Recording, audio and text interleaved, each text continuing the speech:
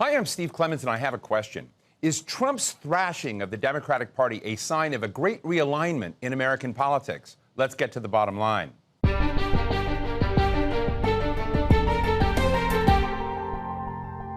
If we learned anything from the U.S. elections this year, it's that Americans were in the mood for disruption. All of the snooty talk about inflation being, quote, transitory, and what a bad example it would be for a convicted felon to become president was just thrown out the window by millions of Americans.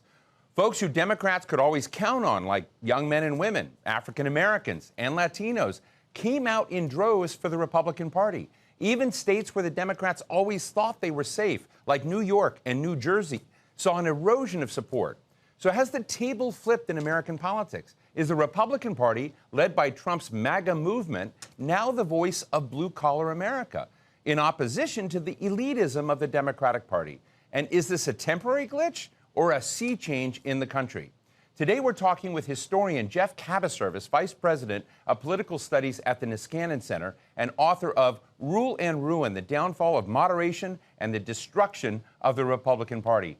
Geoff, it's a real pleasure to have you with me today to kind of help us understand what just happened in the U.S. presidential election. So tell me, from your perspective, is this just a new chapter in American politics? Well, it's a great pleasure to be with you, Steve. And I have to say that I think this election could be seen in hindsight as having been a realigning election, almost as important as the 1932 election that brought the New Deal coalition to power under Democratic President Franklin Roosevelt. Exactly.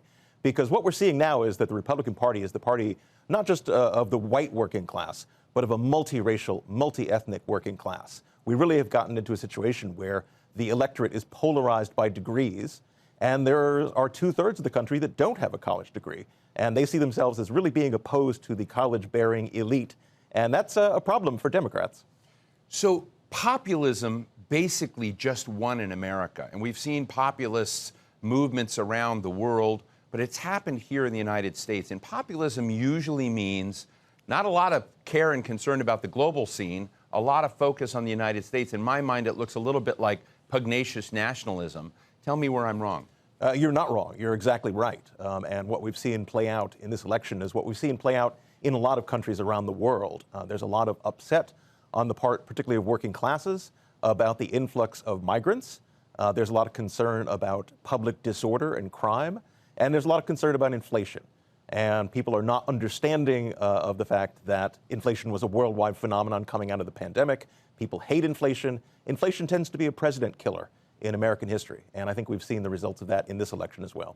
Look, this may be unfair because I'm going to go back and kind of try to relive a decision that was made to move from Joe Biden, for him to step out of the race because of concerns about his debate performance, his age, stumbling over things. But, you know, every presidency is not just an individual, it's a franchise of people. And when you look at Joe Biden's connection with working class Americans, which was still out there, you ask, would Michigan, Pennsylvania, and Wisconsin have gone for Joe Biden? And, you know, I think they might have. And if they had, might Joe Biden, as old as he is, as bumbling as he is, as aged as he is, might have won this election? I don't believe that Joe Biden would have won the election. I think he actually would have underperformed Kamala Harris because he had really lost the ability to energize Democrats. She gave them a chance to get together behind one candidate and feel enthusiastic about it. I think she did about as well under the circumstances as she could have. But you do point to something interesting, which is that Joe Biden had his roots in the working class. And he sort of seemed to be a remnant of that Democratic Party that wasn't extreme on cultural issues, that didn't just represent the professional and managerial classes. I think Joe Biden ultimately will be seen as kind of a tragic figure because in moving away from some of the free market ideology of a Bill Clinton towards something like industrial policy, I think he actually glimpsed the future. The problem was the Democratic Party couldn't deliver, particularly in the blue states, on the money that they shoveled toward building green energy and chips factories and the rest of it. Most of that money got spent in the red states, which said, thank you for those billions of dollars. Thank you for the jobs. Now we're going to vote for Trump. So you have to, if you're going to put money toward that strategy, actually deliver, particularly among your own people. It was very clear that Donald Trump did something and secured something that he had not even in his previous elections. His numbers swelled up, and he won this election fair and square. What didn't she do to win? So I don't think Democratic viewers are going to want to hear from a registered Republican about what Harris did wrong. And in truth, I don't think she ran a bad campaign. There weren't a lot of egregious mistakes. But I think the whole strategy was geared towards maximizing turnout from college-educated voters. It was kind of a class play. And that works when it's a midterm election and college-educated voters turn out disproportionately relative to the working class. But in this case, going after Liz Cheney's constituency is really just doubling down on a strategy that isn't going to work in a Democratic high-turnout election.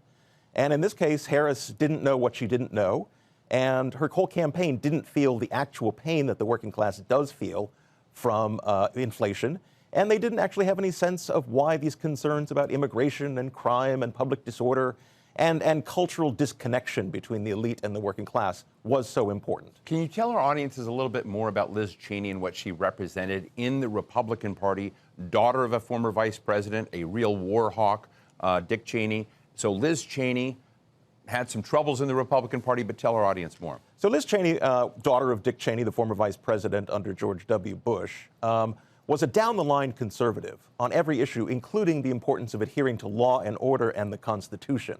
And that was the one factor that turned her against Donald Trump and ultimately cost her her leadership position with the Republican conference and then her position in Congress altogether. And for this, she was actually a hero to many never-Trump Republicans, but also to a lot of college-educated Democrats who liked seeing this example of a principled conservative. But the point is that she didn't have a constituency beyond a fairly small number of college-educated voters who already were drifting into the Democratic column.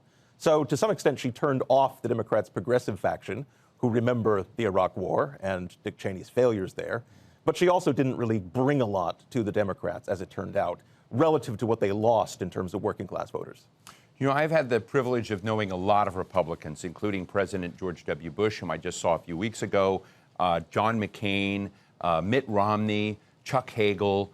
In your book, these are the kind of Republicans that you sort of hang out with and that you sort of share a brand with, in my view. You know, they're often called Rhino Republicans by Donald Trump.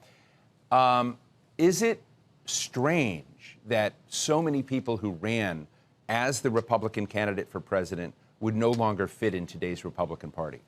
It seems strange on the face of it that the former leaders of the Republican Party are now stigmatized as Republicans in name only. That's weird. How did that happen? But I think the reality is that the moderates that I was writing about were Dwight Eisenhower-style Republicans who believed in the legitimacy of the New Deal order. So they were, in some sense, New Deal order Republicans. Then along comes Ronald Reagan and brings in what we now refer to as the neoliberal era. And even the Democrats came around to that. I mean, Bill Clinton was someone who actually operated under the terms set by Ronald Reagan. Donald Trump now may be moving us into a kind of populist era, which is different from the others. So in that sense, all previous models of Republicans are outmoded, and they're going to have to decide whether they find a better home in Trump's populist Republican Party or with the Democrats. We know Donald Trump wants to deport undocumented immigrants. He wants to stop immigration at the border, and he wants tariffs. Those are the things that really stand out very consistently from President-elect Trump.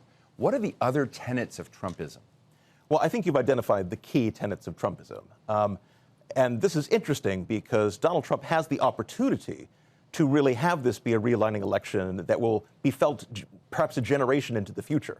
In other words, there are more working-class voters than there are college-educated voters. Trump could lock in Republican majorities for a long time to come.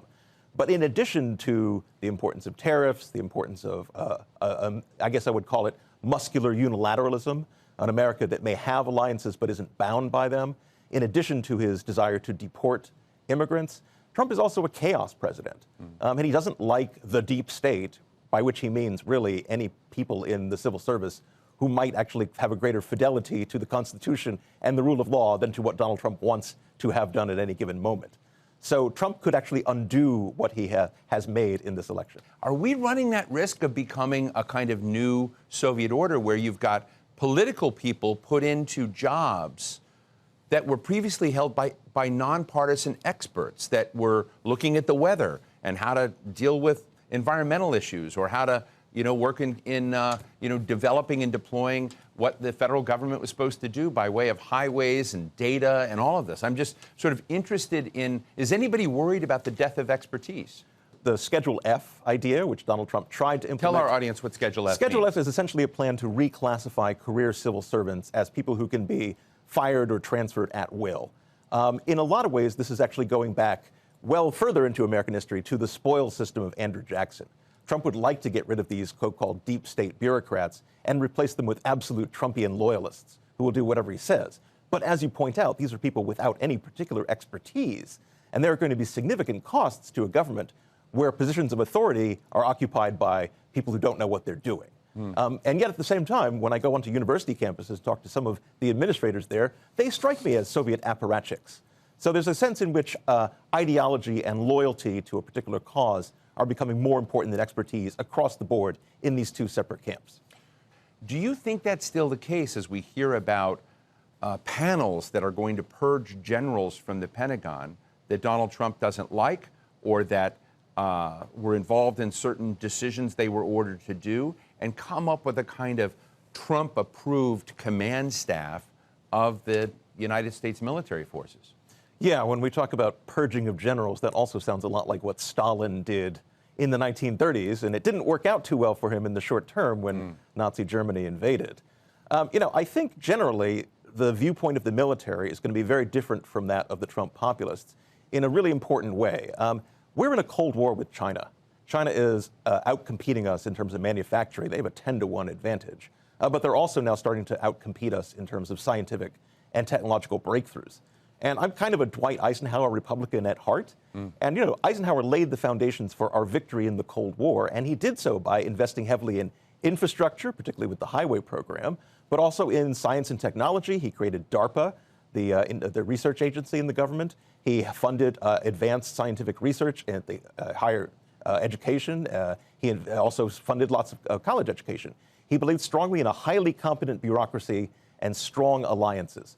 All of those things are things to which the populist Trumpian Republicans are opposed. And the military sees this as a source of weakness in our global strategic competition. Well, Donald Trump's choice at the moment, standing there to be the next Secretary of Defense, is a news host like me. But he's on Fox News. Pete Hegseth, former veteran of Reserve, and Pete Hegseth has a tattoo on him. It's a Crusader cross. And he calls himself a theo bro, a theology bro. And it's beginning to look around this sort of question of evangelical Christians. And I find it interesting because Mike Pence, the former vice president, was a favorite of evangelical Christians. But they seem to have wanted a more muscular, a kind of more raw, brutish sort of champions. And I'm interested if you have any insights into how that fits, because you've been a Republican for a long time. You've been commenting on what it should look like. But evangelical Christians have been a part of that equation also for a long time. What's changed that has empowered that dimension of the GOP? In a better timeline, Steve, you would be the nominee for the Defense Department instead of Pete Hegseth. I think we've seen a real tribalization of American life and an inability to even understand what our opponents are thinking about because we regard them as our enemies and we don't want to know what they're thinking. And I think that's applied to the evangelical Christian community just as it's applied to lots of other communities. They've really let slip a lot of their former principles because they want to win and they feel under threat and they look to Trump as their champion, and therefore they're willing to overlook moral failings, maybe even governing failings that they never would have tolerated in a previous Republican leader. Isn't Donald Trump really the guy who's trying to strangle government in the bathtub? And isn't it a mistake, as we often discuss, of what Republicans stand for today?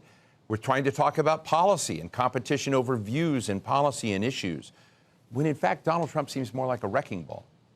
Donald Trump is a wrecking ball in a lot of ways, but this was a change election. Americans wanted change from a status quo that they didn't feel was serving them. And in that sense, the wrecking ball isn't necessarily the worst thing in the world, as long as it leaves the foundation intact. I do think that the government needs a lot of change. It could be that Elon Musk might actually suggest some things that would be beneficial to getting rid of the sort of absolute stasis in the federal civil service, the real difficulty not just in firing people, but also in hiring the kind of talent that we need to compete effectively. On the other hand, Trump, as I said, brings such a chaos factor to this that it's hard to believe that he won't destroy more than he actually might create. But you make a really interesting point, and that is, might Trump, and just listen to me, folks, might it not be a good thing that someone this disruptive is destroying what I find to be the most harmful characteristic of government, and that is inertia. That we do tomorrow just incrementally a little bit different what we did yesterday. We've been creeping along in foreign policy, national security, entitlements, all these issues for 70, 80 years without much adjustment. If you go back and look, and I mean, people can quibble with me on those issues, but there's a lot of inertia baked into U.S. policy. In fact, both political parties from abroad have traditionally looked pretty close in view, and they kind of say, hey, the debate's pretty silly. This is a major change. And might that not be the kind of thing that America needs to push reset overall, even for the Democrats to come back and find out what they're really about, for Republicans to congeal around what they're really about? You know, Steve, I think you've identified a phenomenon that we've seen in developed countries all around the world, which is that things don't seem to work as well anymore as they used to. The trains don't run on time. The government bureaucracy isn't efficient in a way that it used to be. And the question is what to do about that. And the Democrats usually have just said, just keep doing what we're doing. And anyone who opposes us must be a bad person. But in fact, we really do need some kind of real shakeup. And it could be that Trump provides that shakeup. I just wish it wasn't that he was coming at it from a Jacksonian spoil system. I wish that he would actually maybe adopt a slogan that the other side once had, which is, let's get this country moving again. Do you think there's an element of misogyny built into American politics that won't allow a woman to run and win a U.S. election? This is the second time a woman has run. I would say, you know, you kind of look across both parties. There are women leaders. Nikki Haley got, you know, knocked out on the Republican side. But it raises the question of whether or not that was a fatal mistake on the Democratic ticket, even though aspirationally I think many women, of course, deserve. But, you know, you've got to ask the question, is there something misogynistic and opposed to a female running the United States government? I mean, I don't want to discount the power of misogyny in American life, and certainly in people like Trump and Pete Hegseth, that charge can stick. On the other hand, a lot of women voted for Donald Trump in this election, too. And I think there's a feeling on the part of many women, particularly in the working classes, that a lot of developments in American life are driving men and women apart, and that's not the way things were, and they don't like it. And again, maybe it takes a disruptive force like Trump to get things back to what we remembered as a time when there was less tension and less enmity, really, between the genders. So what's going on in the minds of women who voted for Donald Trump, but also voted, in many cases around the country, for abortion protections? Abortion was the big issue that Democrats were gambling on to say Republicans, and particularly Donald Trump, has set up the circumstances robbing women of their rights to determine what they'd like to do with their bodies and over abortion politics. But we saw in Florida where a majority, not enough, voted for abortion protections to repeal an abortion ban, a 6-week abortion ban. But Donald Trump won that state by 13 points. And so you have this kind of dichotomy where women are voting for Trump, the guy who set up taking abortion rights, but they want their abortion rights too. What's going on? You know, I think abortion points to the fact that the Republican Party is even now an ungainly coalition of factions that don't really see eye to eye. The evangelical Christians do not have much in common with the barstool conservatives, who are basically libertarian, who like Trump's macho swagger, and think abortion is fine. They're sexual libertines, if anything, and that's something they like about Trump, too. And then again, there's also the sort of Paul Ryan Republicans who want to cut social spending, who are part of this equation, too. And it all has to get resolved somehow. Trump is trying to actually split the difference on the abortion issue, saying in some states abortion will be legal, and that's fine. In some states it will be illegal, and that's fine. Whether he's allowed to get away with that ultimately long term, I don't know, but it doesn't seem that abortion is what actually drove a lot of votes in this election. What's really weird about this election is that Joe Biden had a sky-high Dow Jones average in the stock market. He had historic levels of unemployment in the country. We had an economy that was growing, and inflation, which had really been a problem for him, I think one of the biggest problems that drove America's choice, and their view that America was not on the right track, was clearly on the substantial decline. But yet Americans didn't kind of feel the vibe of that. Donald Trump was able to deliver to working-class Americans the sense that they're going to do better in his future with tariffs, with protections, with, you know, shutting down migration, et cetera. What do you think? Do you think he'll be able to deliver? And are those Americans permanently his? Or do you think that he's got to deliver in substantial ways to get wages up and to really impact, in a way that no American has done since FDR, the real state of support and cushioning and, the livelihood of working class Americans. So you raise a lot of good questions there, Steve. I know a lot. Yeah. Yes, you do. I think part of the Democrats' failure under Biden was to appreciate the pain that inflation caused to working class Americans. In my study of the 1970s, I really came to the belief that inflation is a president killer. Americans hate inflation. To them, the prices that exist after inflation are always going to be wrong. A car used to cost what a sofa costs now. A home costs now what a car used to cost. They'll never get used to the prices being wrong. And the Democrats didn't appreciate that until it was too late. Having said that, I think that Donald Trump does have to deliver for those working class people who voted for him, largely because they remembered good times in the 3 years up to 2020, which they have a certain amnesia about. But Donald Trump's ideas for tariffs, his ideas for mass deportation, these are really inflationary ideas. And people who want him to give prices back down are not going to be happy if he makes things worse for them, if he imposes what amounts to a regressive tax, which is what a tariff is. So Trump has to decide, I think, whether he wants durable majorities for Republicans or whether he wants to lose the working class support that has come his way from people, not just white working class, but multiracial, multi-ethnic working class voters. I'm just wondering whether that view that these people have, that being engaged in the world, America being the security guarantor of the world with all this capacity, people don't feel like it pays off for them. And Donald Trump used to say, hey, we're getting ripped off.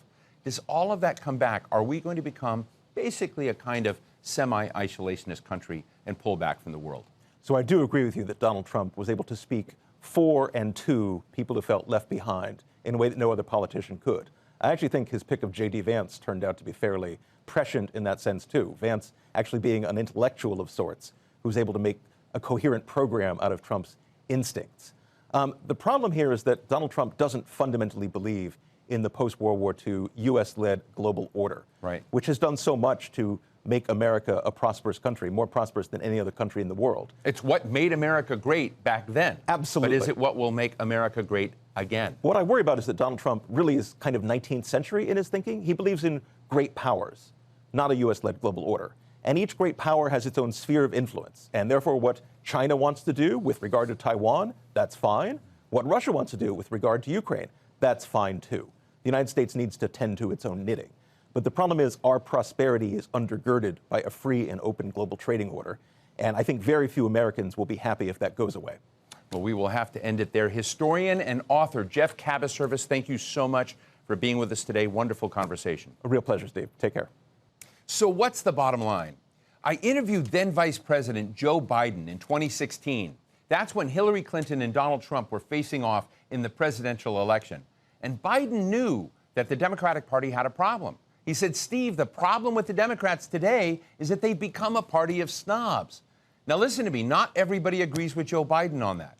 But since then, his party has come to be seen as even more out of touch with working class folks of all races, white, black, Latino, take your pick. Today, one half of the country totally understands how the Democratic Party lost so badly in this election, while the other half is still scratching their heads. But what we all know is that Trumpism is creating a new chapter in American history, sweeping aside America's pretensions and globalization. Sure, the Silicon Valley oligarchs like Elon Musk helped Trump win, but in the end, America's workers sent him to the White House fair and square, and now we're in a whole new political world. And that's the bottom line.